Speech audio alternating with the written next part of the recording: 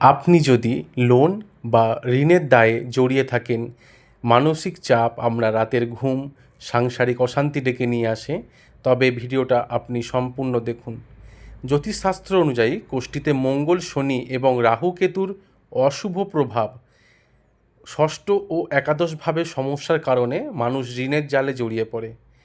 ঋণ বা কার্যের সাথে মঙ্গল গ্রহের সম্পূর্ণ যোগ রয়েছে, তাই ঋণ মুক্তির বেশিরভাগ উপায় মঙ্গলবার করা হয়।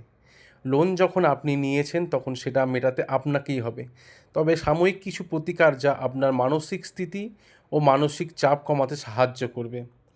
প্রতি মঙ্গলবার আপনি মহর্ষি বশিষ্ঠ রচিত ঋণমোচন মঙ্গল স্তোত্র পাঠ করুন, যা আপনার মানসিক শক্তি অনেক বাড়িয়ে তুলবে। মঙ্গলবার হনুমানজির মন্দিরে গিয়ে সর্ষের তেলের প্রদীপ জ্বালান, হনুমান চল্লিশা পাঠ করুন, বজরং বাণ পাঠ করুন, হনুমানজিকে বেসন বা বোঁদের লাড্ডু ভোগ নিবেদন করুন।